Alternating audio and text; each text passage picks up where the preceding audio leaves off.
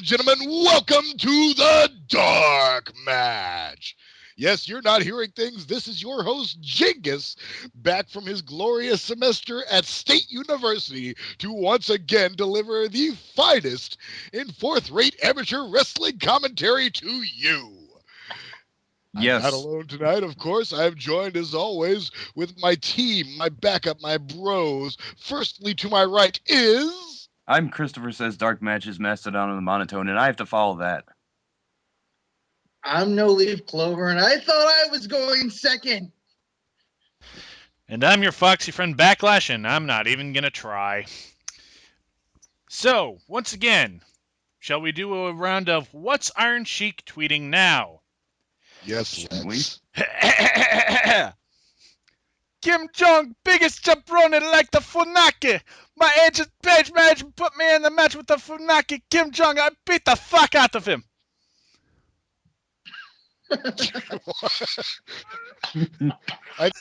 So now he's got problems with Funaki? Oh, what a dick. I like Funaki. How could you have problems with Funaki?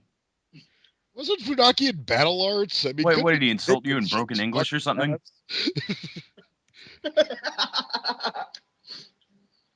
But yes, it is that time once again. Michaels and Stone Cold's friend is Funaki. Seriously.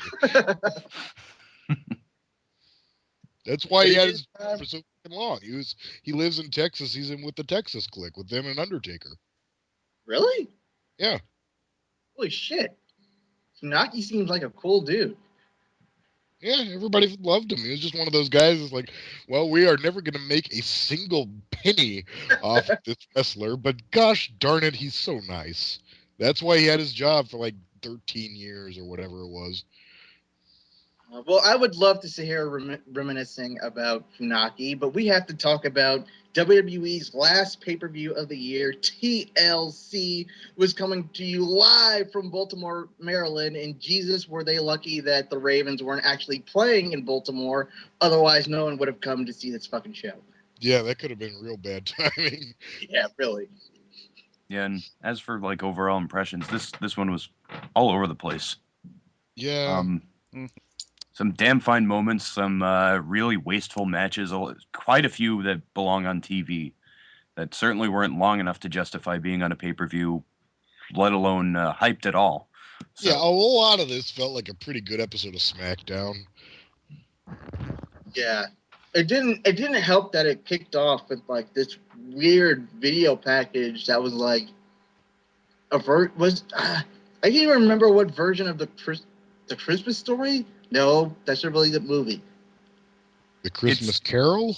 Yeah, there's just some kind of like very witty kind of rhyming Christmas themed. It was that pay-per-view. It was that pay-per-view before Christmas and all through the arena. Oh the night yeah, before yeah, Christmas. that The was only person not seen on this show would be John Cena. And hey, they were right. He never fucking showed up. Let's address that right off. No John Cena whatsoever on a WWE show. Well, part of that probably is because they don't really have anything for him to do right now. That, and I believe he's nursing an injury back home. No, I'm sure he's nursing an injury or 7. I mean, yes. But that's just weird that they don't even have him make him do a run-in. I mean, usually, this is the same company that was too terrified to have him be Juan Cena on television for a week or two, remember? Oh, yeah, I do remember that. Like that would have been the fun. multiple times he got fired where he never missed a single Raw. I mean, it's just odd that they just say, yeah, we'll stay at home. It's fine. Not today. Well, we'll just have Cena stay at home.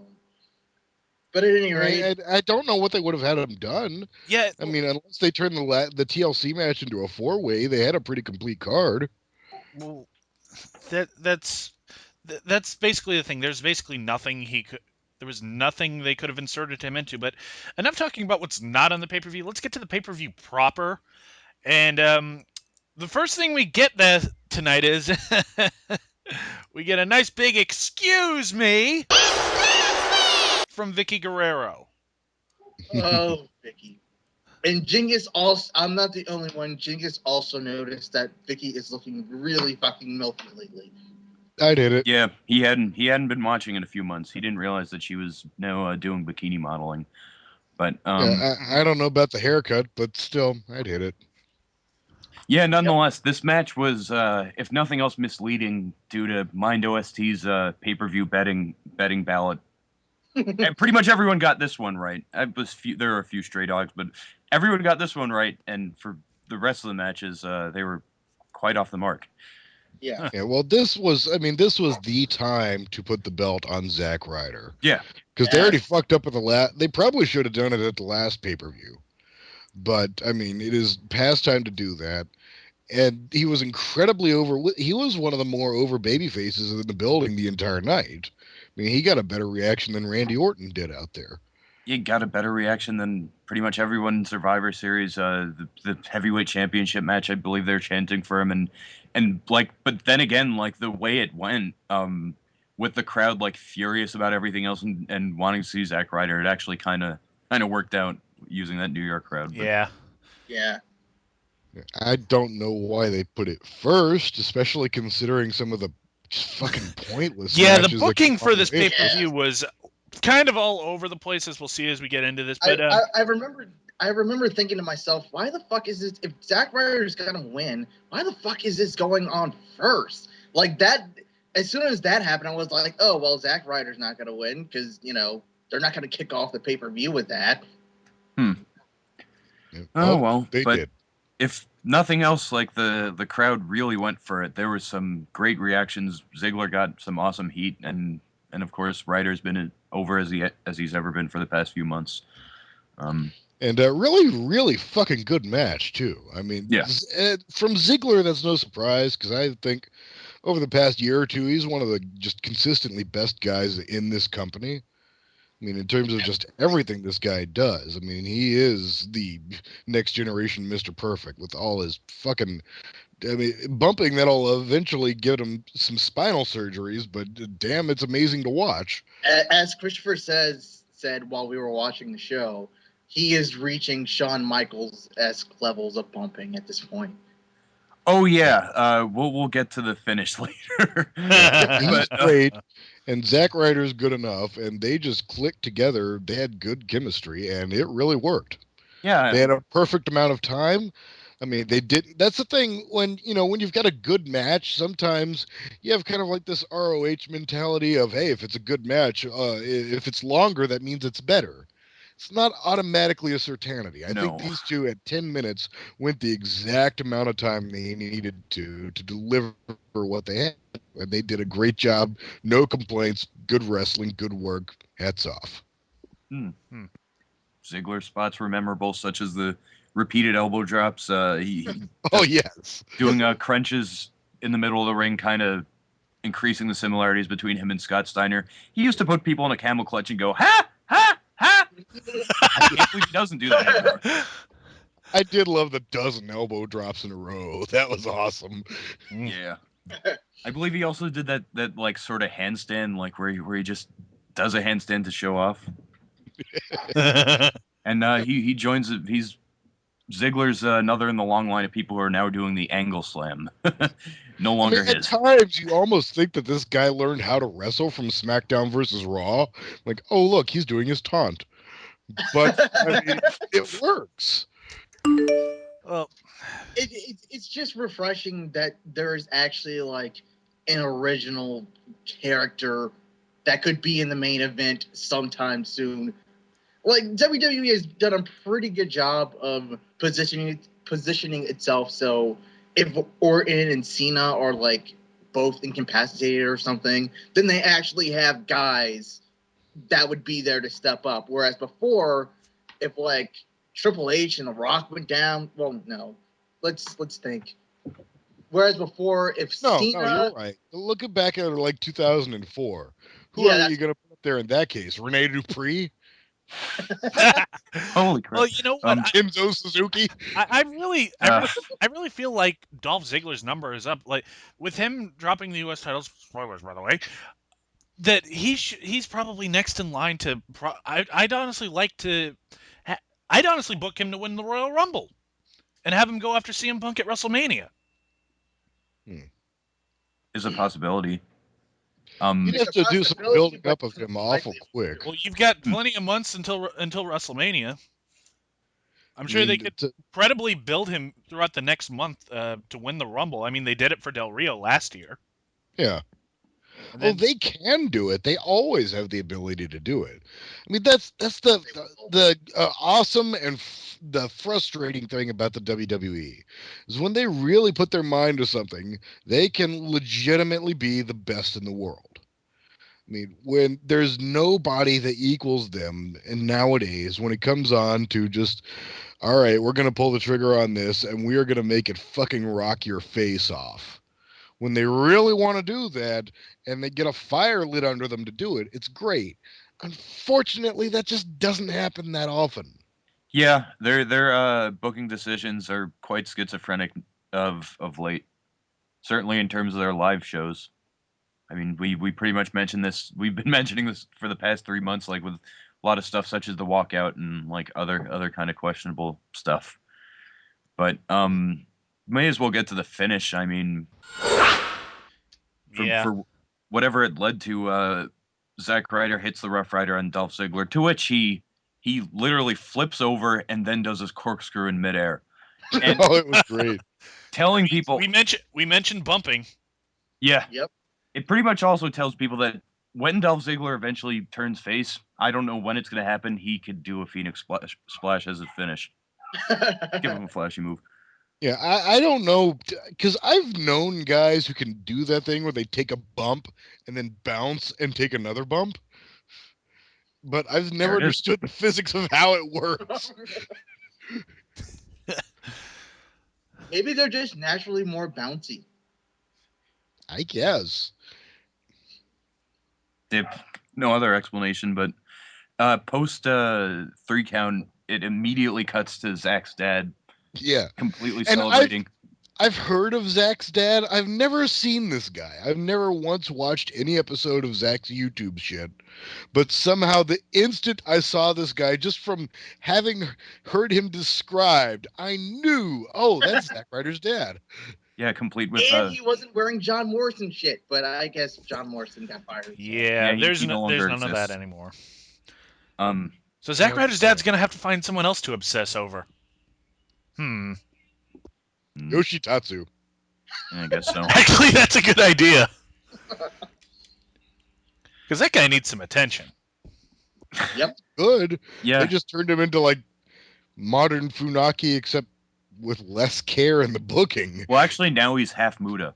He has face paint on half of his face, Half of his face. like the Kabuki style. But nonetheless, after Half of his face. yeah, This is some WCW 1994 bullshit. yeah, I guess. It's like the Shark with half of his beard shaved off, or the Zodiac with white on one side and black on the other. Thing is, I think it was his decision. I think he pretty much There's nothing saying WCW fan. retards. But yeah, Well, there is that rumor that Triple H, since he's taken over more of the booking, has started rewarding more guys for coming up with like original ideas on how to get themselves over. well, if Yoshitatsu's in line for that, then I haven't seen it yet. So, but yeah, we have the U.S. title on Zack Ryder.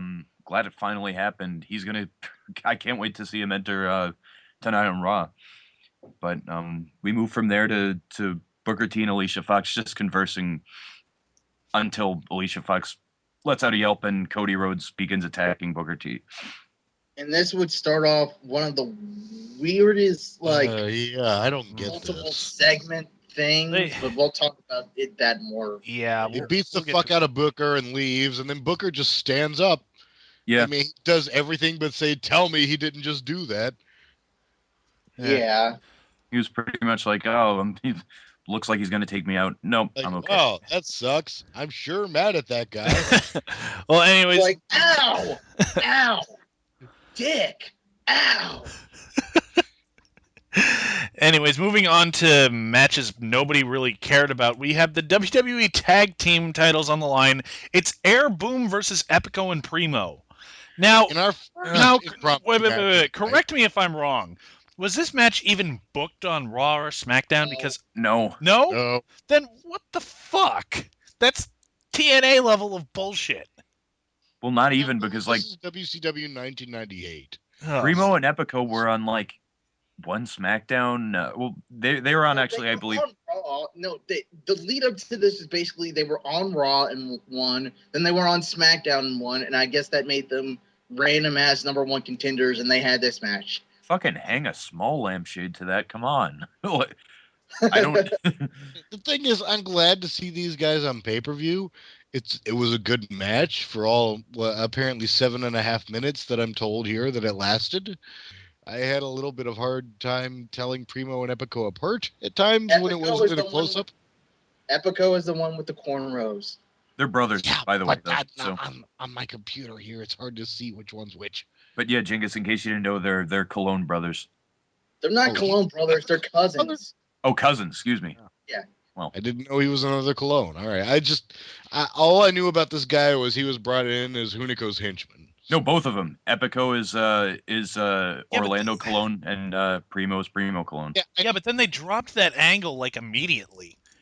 And I freaking, don't even think they where the hell is Hunico anyways? He's in Who the hell Superstars. cares? They can They work. come They're a out good with team. Rosa. They can work. They're a good team. Yeah, They're covering up Rosa's hideous tattoo and that cool outfit. I don't have a problem with it. yeah, and they did this this awesome spot where they just both catch Evan Bourne, have him like Yes. horizontally, and they just toss him through the middle and top rope. Yeah, they're both Just holding toss them. Evan Bourne like a perpendicular across their bodies and just charge forward and throw him through the top and middle rope to the floor. So, fuck you! This is gonna suck for you. Splat. We have Epico doing 2 belly back suplexes and then a German, and I think he also does a gory special at one point. Like, so, hey, they do fun spots and they're competent workers, but It was random and it went longer than I expected. I didn't think it'd get anywhere past 4 minutes. Yeah, it went not 8 minutes, but nonetheless, we have a double team and Kofi hits a Trouble in Paradise and Air Boom retains. Yeah. So I mean, I just wish they'd. I mean, there's nothing wrong with this match. There's nothing wrong with defending your tag team championships on a pay-per-view. Just set it up a little bit. Well, Yeah, they, it's like that's on implying Raw. that there's actually still a tag team division to be put over. I mean, can you name any other tag team right now besides the guys who are out there? Usos and Yeah, the freaking Usos. Yeah, they're gonna put those guys on a pay-per-view. They have. It was They all right. They have, Is but it- are they going to now? Maybe not.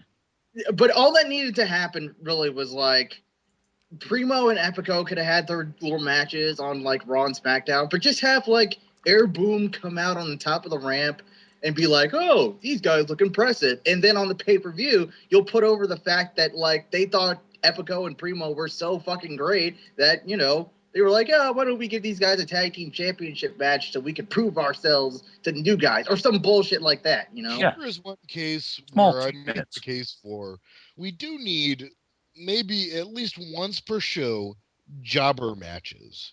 I mean, just straight no name. Who the fuck are these guys? Jobber matches. Hey, look, it's the Because Young that Bucks. would let somebody like Primo and Epico go out there and fucking destroy somebody and look great and get over.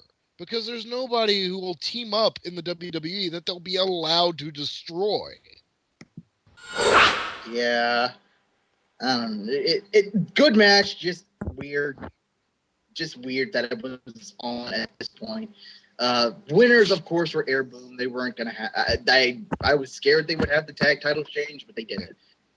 Yeah, but after that, Josh Matthews reveals that Booker T and Cody Rhodes is off.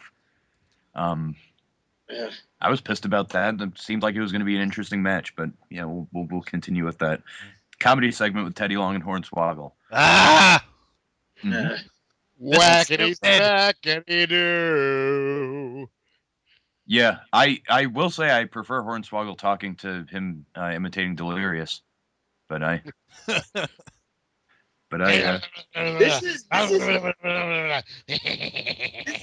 This is is the most like racist WWE's been in a long time.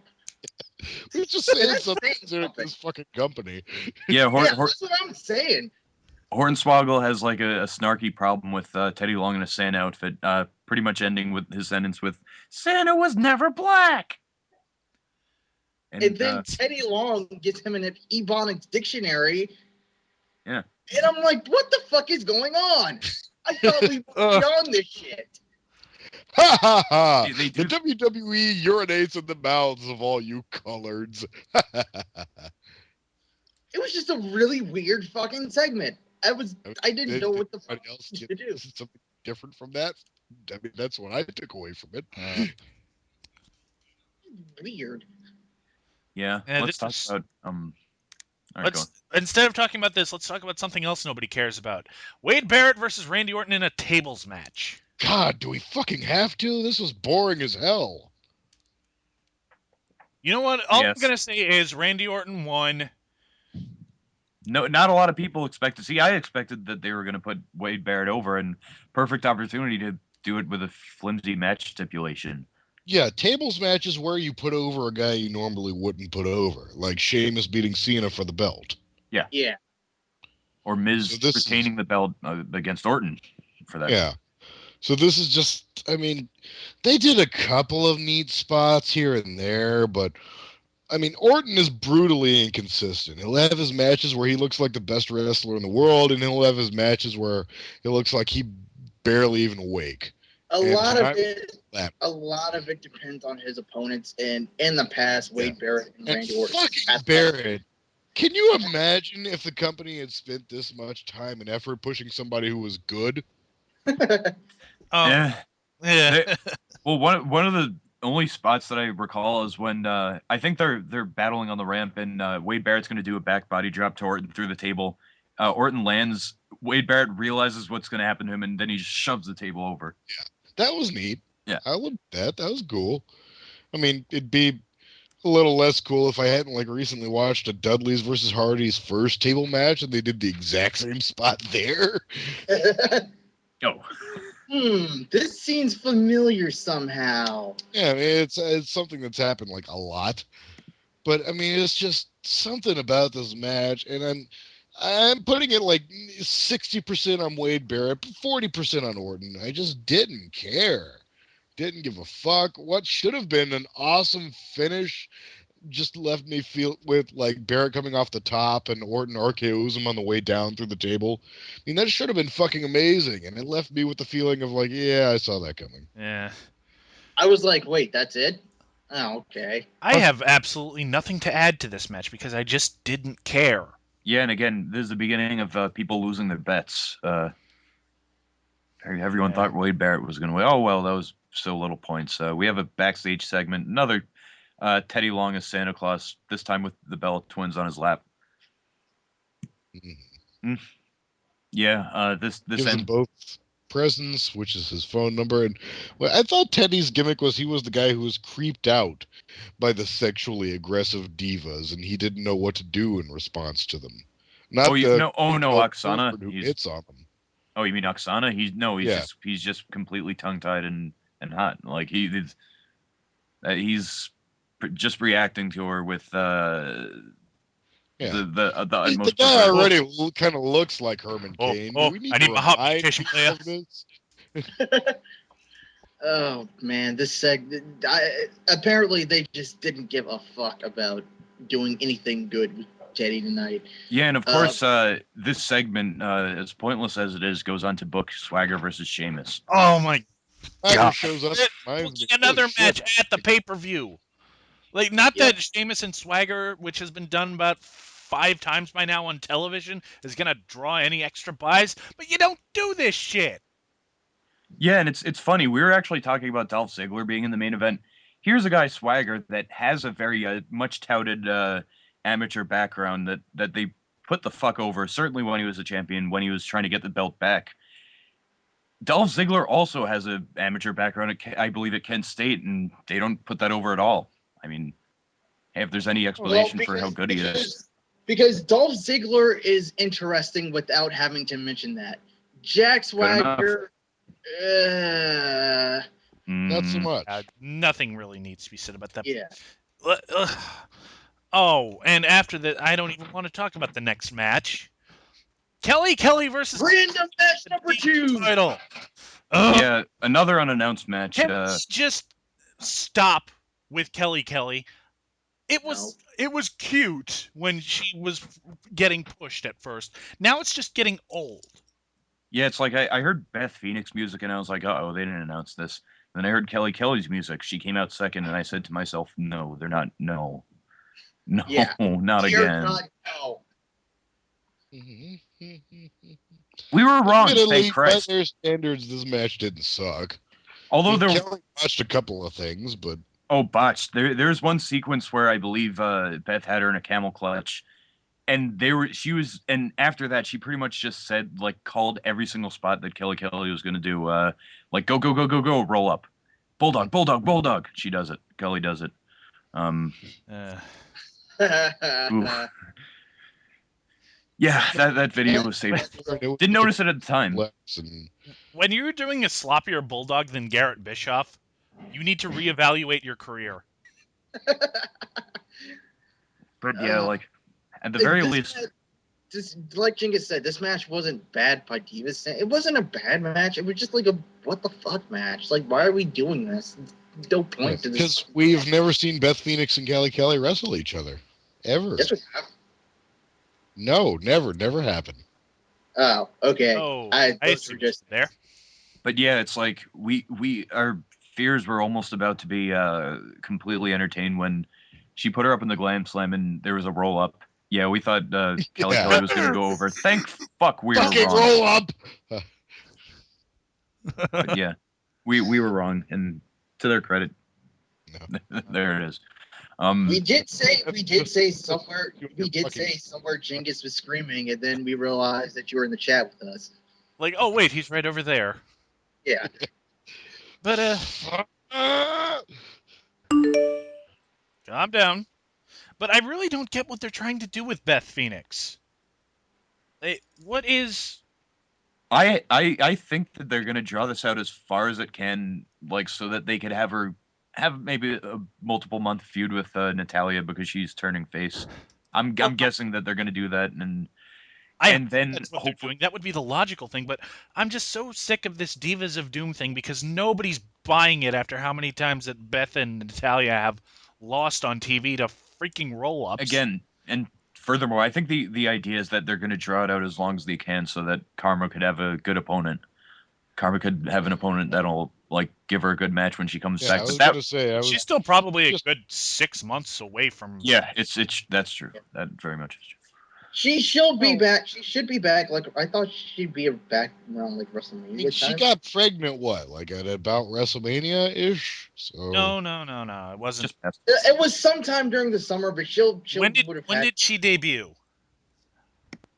She debuted at Extreme Rules, and hang on. I'm going to Online World of Wrestling. We'll find out. All right, we'll be back with that news. No, she debuted in April. Sorry. April. All right. But and like a month afterwards, she found out she was at least a couple months pregnant. So wait, no, she debuted in May. My fault. Shouldn't she have had her kid by now? Yeah, that's what I said. She'll probably be back by WrestleMania. A little bit after. No, but she also just got engaged, so she may also hold off for the wedding and honeymoon. In the meantime, Del Rio's yelling at Ricardo Rodriguez like he wasn't able to get his car ready. And I actually missed that part of the promo because when he entered with no car, I thought, okay, yeah, he's very determined to get his championship back. But yeah, Del Rio's yelling at Rodriguez. He tells him to get him some food, and then Miz basically says, fuck you, we're not going to have an alliance. I'm only competing for one thing, and that's a WWE champion. Blah, blah, blah. And Alberto gets a not Alberto, but I mean, Ricardo gets a plate of food thrown in his face, and this is the strangest looking food. Anybody here ever seen the Steven Spielberg movie Hook? Oh, yeah. I know. Remember the dinner scene with the food fight where they had just like the most bizarrely brightly colored neon food that didn't look like real food? This looked like a plate of that. Probably It probably was just like a prop that they had around. Or it was Yeah. chutney. Chutney can get pretty distinctive colors, but It's just like Why would add they have food chutney? to this. they Hmm. sell it. But yeah, he gets a plate of food, and then after that, Del Rio shoves him on the floor, and every time this happens, I cannot wait for Ricardo's face turn. Just jump up and drop kick him. Yeah, and then do a corkscrew, then do a spiral tap to him because he can do And he something. will be just as over as Alex Riley is now. Yeah. Yep. Oh, wait. Wait. That's, Well, as over as Hey. Alex Riley was, because they didn't do shit with him, and now everyone's forgotten about him. But yeah, we have our next match: Booker T versus. Oh wait, so it's on. yeah, Cody jumps Booker in the aisle and beats the crap out of him again. Like, And, That is they're like not- such a weird thing. They got to the ring. They wasted 5 minutes to have Booker T come to the ring so that Cody could try to take him out again. Because In his fuck you, that's why. I don't First know. title defense in God knows how long.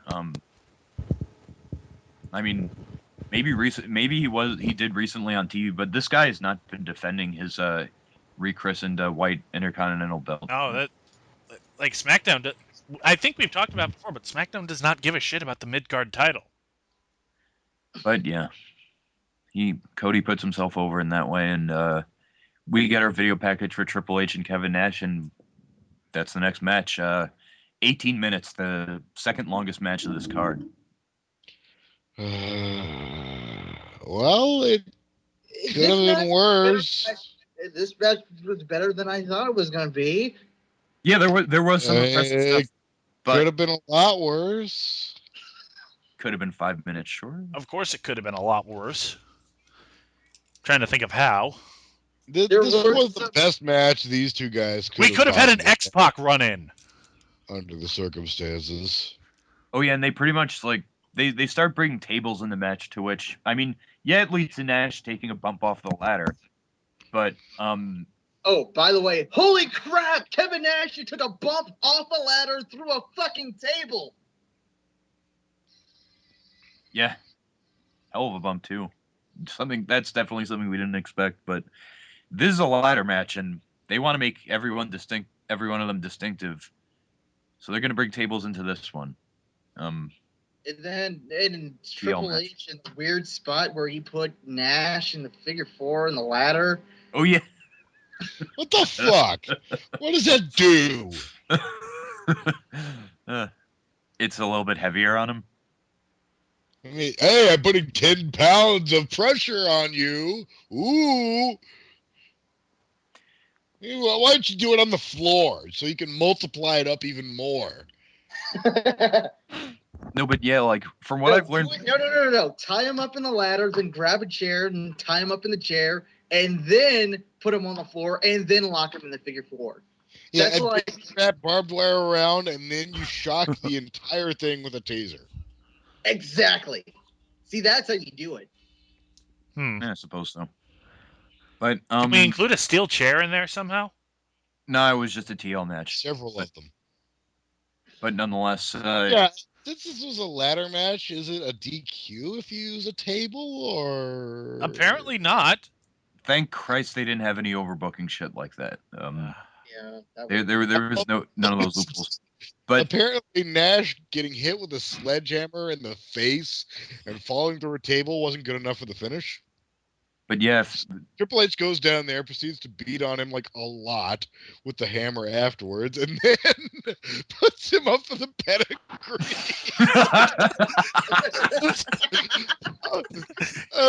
Nash thought that they were going for this pedigree a lot earlier. In the he just drops middle. him. So, yeah, Triple H is just standing there, and for no reason, Kevin Nash pedigrees himself into the match. Oh, that was Botchamania gold.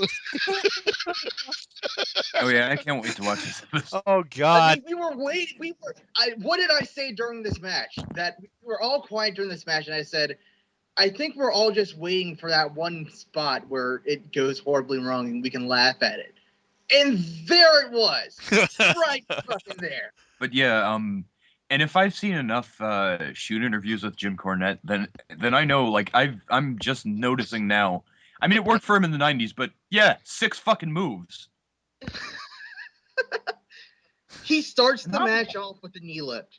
There are And punches. There's a boot. where he at one point went to roll out of the ring and then halfway through stopped and rolled back in. Like he was breaking the fucking count. That's what it looked like, the inverted version of somebody rolling barely back into the ring and out again to break a count out. But yeah, if nothing else, glad the humor from this match does not come from any injuries sustained by either party, because there were quite a few. I mean, the elephant in the room with those quad jokes. Yeah. For both participants. But we won't go any further than that because that would be insensitive. Yeah. Anyways, after the match, Nash has to be taken out on a stretcher. Yeah, I mean, Hunter beat the living fuck out of him, and this is clearly the blow off, so no more. Oh yeah, it was a blow off because pretty much before we see the final sledgehammer shot, Kevin Nash feebly kind of is on his knees and he puts the click sign in front of Triple H's face to ask for some kind of reconciliation. Crotched up, sledgehammer, 1, 2, 3. Yeah. DX beats NWO. It's finally been decided. Sure. I mean, sure, they may become watered down, but they weren't fucking shoved down our throats endlessly. I'm eating my words right. But I mean, it was an ego stroke for both guys to go out there and see, we can still work, we can still pop the crowd, as long as we have ladders and tables and sledgehammers and shit. and Nash has... We're still relevant! We're still relevant! Clearly, Nash has pumped enough steroids, pumped enough iron to get in great shape for his age. So, I mean, kudos to all of the above. So, let's go on to our next promo, which is Matt Striker talking with CM Punk. And we get a recap of what happened on Raw. And I've already lost interest. There was one funny part. Johnny Ace comes out, and Punk's like, hey, where the fuck's my slammy? And Johnny Ace is like, I've had your slammy mailed to you. Yeah. I forgot what the wording was, but Punk is like, oh, TLC's going to be over and you're still going to have to deal with me as the champion. And then Laurinaitis is like, well, Punk, I'm taller than you. Yeah. I forgot exactly what. I'm bigger than you. Yeah. Literally. I'll just beat you up. It's like at times he looks completely threatening, like the usual diabolical heel, and then times he just makes himself look like a stupid old man. Which is pretty much the right thing. I mean, do you think he should really flip the evil switch up at any point? Like, just consistently? I don't think I'd buy him trying to really flip the evil switch up. It's fucking Johnny Ace. That's true. You're right. Johnny Ace has a very particular, niche, right? He's good doing what he's doing right now. Anything more or less would be a bad thing. Yeah. I can't disagree with you then. We're moving on to our other unannounced match, though it was announced in a promo before it happened. Sheamus versus Jack Swagger. Don't care. Didn't even watch it. Yeah, we've seen this maybe 3-4 times in the past month. I remember seeing it. On one week it was on Raw and SmackDown. Decent match, but what was it? 5 minutes long? Do we care? Bro kicked the most memorable thing was at one point there was a phantom chop block, which they pretended to make contact but didn't. Yeah, I don't remember that, and I don't think I would have cared if I did remember it. It was just like, oh, it's not even a funny botch. It's just like a stupid botch. So Sheamus won, and that happened. And I like Sheamus, but this is the best you can do with him. Random 5-minute unannounced impromptu match. Yeah, I guess the running joke with him is becoming that he's the new the Teddy Long go-to. Yeah. Yeah, he's the new tonight king. You've got a match with the monster Sheamus. Huh. The Great White Sheamus. Is Kane Well, back on Raw or SmackDown? I'd guess Raw. guess he's on Raw. Because he was on SmackDown last time we saw him, but Which actually reminds me, if that's any indication, the reason why Cena wasn't here was because he was selling it. He was selling the chokeslam. Cena selling anything is a long shot. Let's be honest. But yes, This guy got chokeslammed through a fucking that fucking light by Big Show, and he came back on Raw the next fucking night and wrestled. Yeah, he doesn't sell shit. But yeah, another Josh Matthews promo after that match. Again, we could have put it over more, but we probably have in past shows. He's backstage with Big Show, and Big Show cuts quite the face promo. He's going to beat Mark Henry. yeah, that happened. I don't really have anything to say about the promo. Yep, it kind of reminded me of like one of Cena's like you kind of not taking the whole situation seriously promos, where he just kind of goofs off, but nonetheless, I mean, we'll talk about the match now. It's wasn't what it could have been. Match. Yeah. Yeah. Meltzer speculated that he thought that that Mark Henry might have been like seriously injured on his leg, which would have explained a lot because they did very little in this match. Oh yeah, the ending was nothing if not abrupt. It started. You see chairs lined all around the ring, and that's pretty much the very first contact anyone does. The very first spot that Big Show does to Mark Henry is hitting him with a chair. Mm. Yeah, I mean, they started off with chair shot, chair shot, chair shot. I mean, to the back, of course. Yeah, you'd think they'd build up to that. I mean, they spent the first like 2 minutes with Big Show just walking around the ring, throwing all the chairs into the ring, like the world's biggest Terry Funk. Well, not necessarily, but yeah, we have. This is very simple, very pedestrian. Not much happened. Another SmackDown. They got in, they got out, they ended it. I really want to get to what happens next. Yeah. So let's wrap this up. Basically, we get a. How did the match end? Oh yeah, Show hits the Knockout punch, WMD, and KO's Mark Henry, pins him 1, 2, 3. Big Show is your new heavyweight champion, and as they're going to get him the belt, Henry basically just gets right back up and beats the crap out of Big Show. And then he's like, I'm gonna give you a suplex onto some shit. Yeah, never mind DDT. The crowd starts chanting. Yeah, and then dun dun dun dun dun dun dun dun dun dun dun. Here comes Daniel Bryan, cashes in his Money in the Bank briefcase, pins Big Show 1, 2, 3. Daniel Bryan is World Heavyweight Champion. And he gets in Michael Cole's face and said, You said I was crap for like 2 years in your face. Yeah, he leaped on the table basically. But yeah, hey, wait a minute, what? I'm place holding for No Leaf while he's in the bathroom. Oh, okay. All right, fair enough. Anyways, Teddy? He leaped up on the table and he's like, "Fuck you, Michael Cole!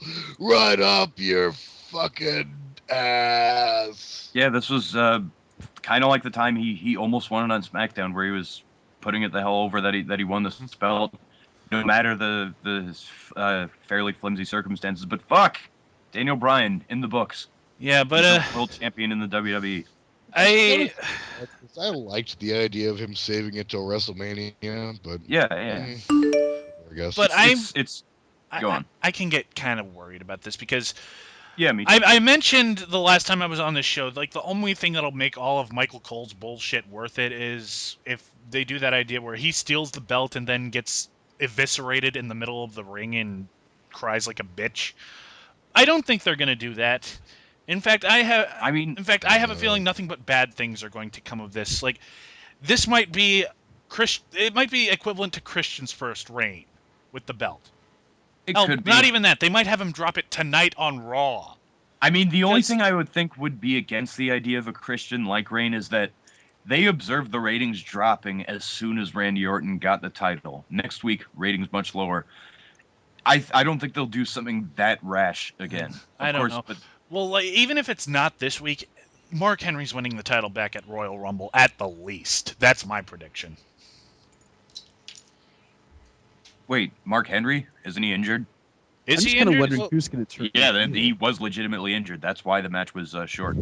That's been confirmed. Whatever he's injured from, I think by the Rumble he'll be good to go. As for how serious it is, like again, according to Jingus, Meltzer said that it might be quite serious. Well, who knows? He is prone to those types of injuries. But I definitely agree with you though. I'm worried about the Reign. Hopefully they really do make him look good. Like but that's like, again, that's up to like, even if it's not Henry, it'll probably be Orton.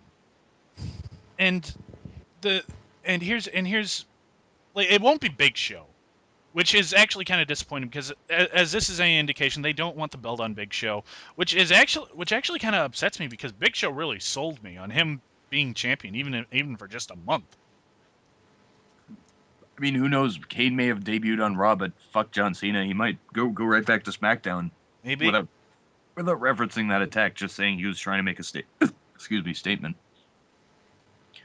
But again, I'm very wary, very very nervous about how the Reign will go. But nonetheless, like I think of the picture that he and CM Punk snapped at the end, both of them holding the title, and it's like, wow, both of them have gone quite far. Yeah, in 2004, imagine trying to sell people on that. Yeah, these guys are going to be Vince's world champion. Well, 2004 was the year where it was Eddie and Benoit, so... I mean, I hope the Reign is not short. That's one thing. Like, it might be. It will be. But if nothing else, I hope we have a great champion versus champion exhibition match between the two. Don't think it's something we've seen. Wouldn't expect it, like, anytime soon, if at all, but it would be nice. But, yeah, back to the whole saga of Booker T and Cody Rhodes. You fucking again! Yeah, and yes, now but the this match time, is happening. They actually have the match, and it's okay. Booker works harder here than he did in TNA. I mean, yep. I don't know. He puts Cody over more than he ever put AJ Styles over. That sucks. You know, I'm gonna be the bad guy here.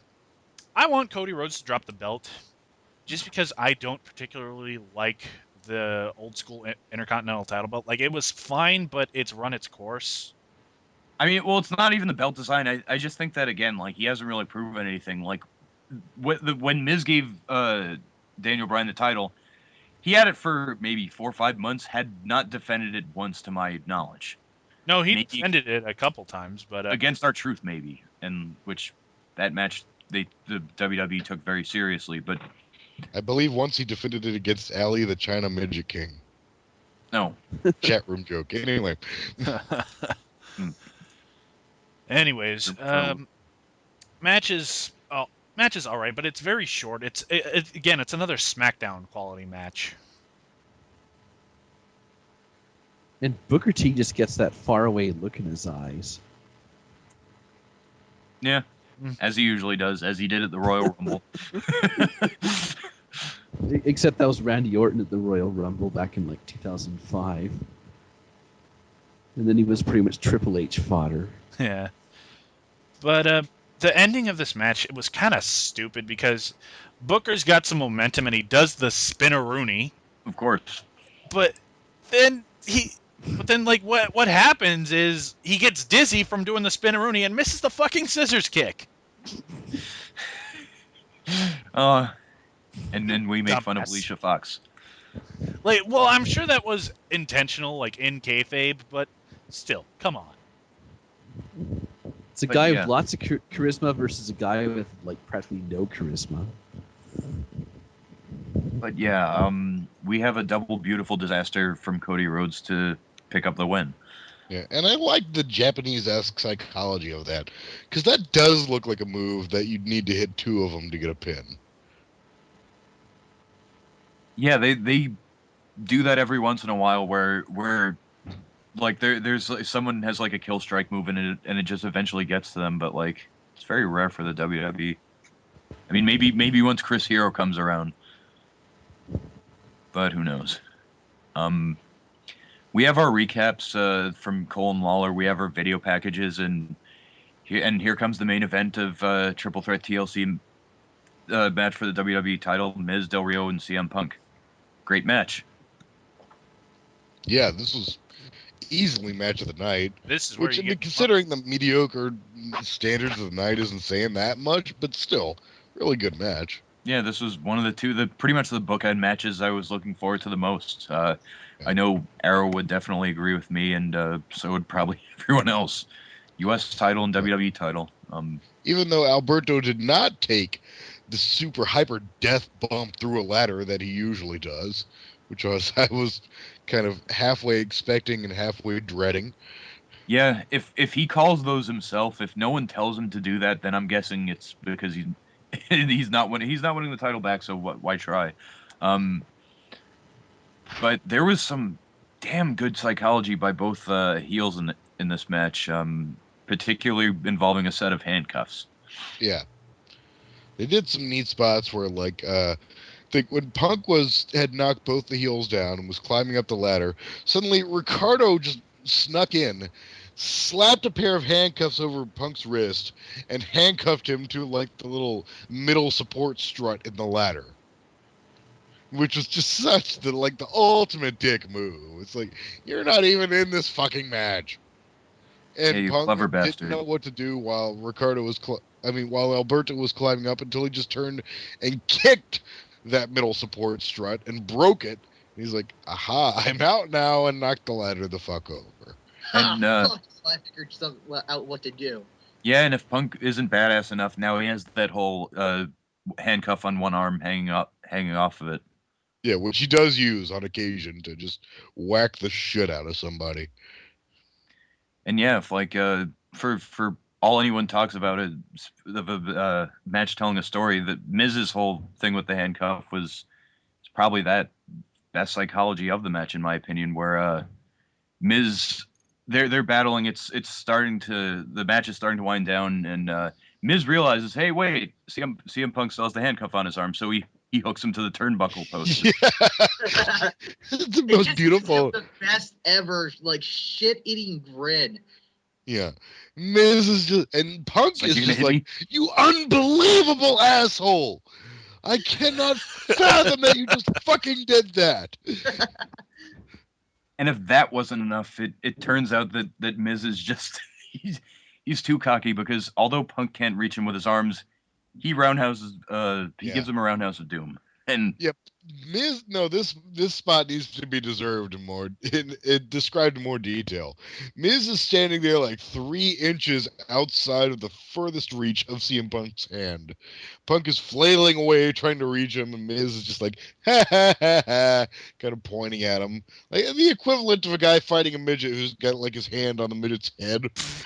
It's just letting him flail away at him. you could just use the analogy of an older sibling and a younger sibling. Yeah. I guess I just know that too well. But And then Punk just like in a flash of inspiration realized, wait a minute, my legs are longer than my arms. Kick, kaboom! it's one of those things that's like you can't really call it cartoonish. It's very good in like, I'm gonna stop trying to make an analogy. I was gonna say like in an action movie kind of way, but No, it if made sense. I could see Jackie Chan doing that kind of thing. but the main spot of the finish is Miz and Del Rio struggling to get up the ladder, or really racing up the ladder, as Punk tries to free himself and basically break the turnbuckle loose. Yeah, Punk has to disassemble the turnbuckle with his bare hands, essentially. Finally, those long days of being out on the road finally pay off. Which would be funnier if Cena didn't do the same thing like 2 years earlier when Orton But handcuffed. it took Cena forever to fucking do it, though. That's a difference. Yeah, Like Miz did Punk it a lot did it. faster. Yeah. Punk. It took like Punk to do it like. He used 30 seconds. He was done. Yeah. Like, do you know how many rings I set up for fucking Ian Rotten?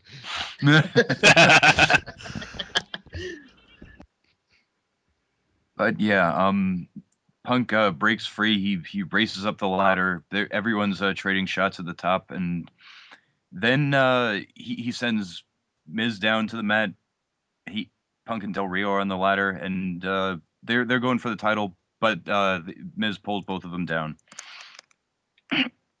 Excuse me. At this point, Miz tries to get the belt. Punk pulls him down, hits the GTS, and climbs back up and grabs the title. Yeah. And he is the cult of personality. And we skipped over something which should be mentioned. Ricardo taking the hyper death bump of the match. Oh yeah. Ricardo took the Jeff Oh my Hardy bump God. off the top of the ladder to a table through the outside. Supposed to be Except- 2 tables. I don't know what was up with his momentum or what, because Ricardo basically left like a Wile E. Coyote shaped hole in this table when he went straight Yeah. through it. It looked like it didn't break his fall at all. Oh, Yeah, Not to the point bitch. where, I mean, you mentioned Wile E. Coyote. They showed a pretty high angle of that for the replay. Yeah. Yeah. Oh, they've always got that Look. one camera way He up there looked like attached he to the bell. died. He looked like he died. I was fucking. God, that looked like it sucked. Yeah. It looked like it sucked really fucking bad. I would not want to take that bump. On a good day, high on morphine, I would not want to take that fucking bump. Well, were those they intending circumstances- for the table to break like that?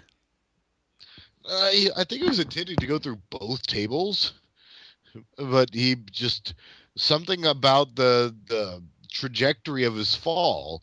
He just came down faster and further out than he meant to. I mean, it's like, what's a good example? It's like the difference between having the short whip and the long whip in Castlevania. One hurts more than the other, and there is a legitimate physics reason why. And yeah, Ricardo got long whipped. That was a hell of a stretch to go for fucking for a fucking analogy. That was a good one, though. Yeah, Yeah, that that was- sibilance betrayed a different description. But yeah, like again, it's a great match. We're a little taken aback, but just because like this is a great match among quite a few mediocre ones. I mean, Kevin Nash versus Triple H was impressive, but there was a lot of shit surrounding it, and we didn't need to see it in the first place. The U.S. Yeah, title match, I mean- good enough. Glad. Yeah, I mean, the only matches that really stuck out to me were the main event and Ziggler and Ryder. That's basically it. Everything else just seemed like standard TV fare. I missed my opportunity to mark out over Daniel Bryan winning the title. And that's the weirdest. Did anybody else find themselves? Because here's the thing: I've watched Daniel Bryan since the year 2000. I mean, I've been a fan of this guy for a long fucking time. And I do legitimately think he is just, in terms of technical ability and the of various things that he can do, he is one of the best in the world. Period. And I didn't care. I was just like, yeah, he won. Okay. Well, I mean, I was expecting that sooner or later. you know, I've actually had a interesting theory about that. You know how, like, when we're watching SmackDown, and I'll say, "Hey, Michael Cole's talking. I'm gonna mute my TV." What if WWE has just been trying to sabotage this guy? oh no, you mean, oh yeah, they're Yeah, gonna have because- people turn their channel and Michael Yes, Cole. Michael See, he can't get over. Yeah, it's like, hey, look, the ratings drop whenever Daniel Bryan's on TV. Sadly, recently the ratings have been dropping whenever fucking Punk is on TV. Which is sad because he's the most entertaining thing on that fucking show. But Well, that's the thing, is that the kind of people who love Cena don't like Punk. So basically, Really? anybody who's not like the young male demographics tend to tune out and flee, in Brian Alvarez words, from the television whenever there's a CM Punk segment. see, this is why fucking kids don't know what the fuck is good for them. This is why there are Impact Wrestling marks. Yeah. This is why Lars exists, people. Yeah. Don't say his name another 2 times. In Mega Fighter, I will punch you in the dick if you do it. He's What? usually one that chants the Why counter are you talking invocation. about Lars? Jingus. Shut up. Lars! What? I'm Lars! Ah! So what do you Hey think guys, of what's the going Lars! on? What do you think of the WWE pay-per-view? One more fucking What are you guys, 12 years old? Lars, I will fucking murder you. Keep talking. I'm not kidding. I'm Lars! Goodbye. Okay. Lars, go away now. No, I want to stay. Son of God a- damn it. Wait, maybe we can anti-Beetlejuice him. Lars. I forgot how to wish. Now we had Jim Cornette, but that stopped working. But Lars, if you want, you can close the show for us. Daphne lawsuit. Hey, I think that worked. Guys, Oh, I want Lars to close the show. guys, was that supposed to give me an erection?